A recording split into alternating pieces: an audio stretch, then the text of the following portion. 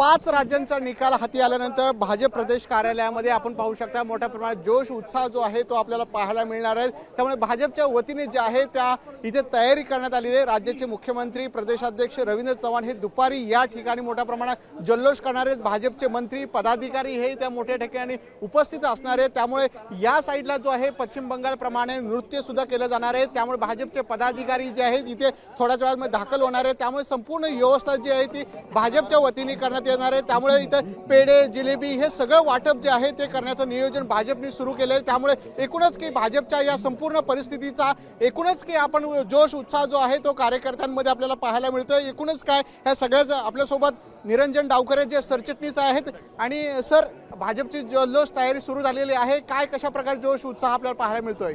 आपण बघतोय की पश्चिम बंगालचा हा जो विषय आहे हा निश्चितपणे भारतीय जनता पार्टीच्या कार्यकर्त्याचा विजय आहे। गेली अनेक वर्ष त्या तिकडे भीतीचं जे राजकारण आहे त्या राजकारणाला लोकांनी विरोध केलेला आहे आणि विकासाला मत दिलेलं आहे।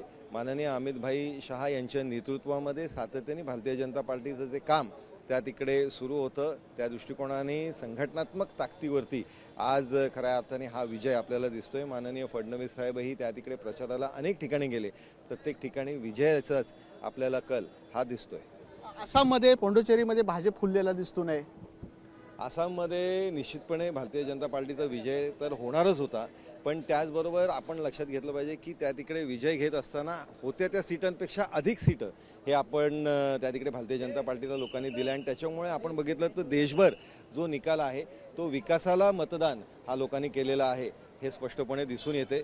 जे देशामध्ये सर्वच ठिकाणी विकास चालू आहे तो विकास आपल्या राज्यामध्येही झाला पाहिजे या भावनेने झालेलं हे मतदान आहे। आपण पाहतो देवेंद्र फडणवीस सुद्धा पश्चिम बंगाल गेले होते, त्यामुळे त्यांचं सुद्धा यश आहे असं निरंजन डावखरे म्हणतात। त्यामुळे भाजप कार्यालयामध्ये भाजपचे कार्यकर्ते पदाधिकारी जे आहेत ते उपस्थित झालेले जोश उत्साह जो तो आहे भाजप प्रदेश कार्यालयामध्ये आपल्याला मुंबईमध्ये पाहायला मिळतोय। त्यामुळे संपूर्ण नियोजनाच्या दृष्टीने जो आहे जोश उत्साह जो आहे तो दुपारी 2 नंतर आपल्याला इथे पाहायला मिळणार आहे। कॅमेरामॅन राकेशसह विकास मेरे, साम टीव्ही, मुंबई।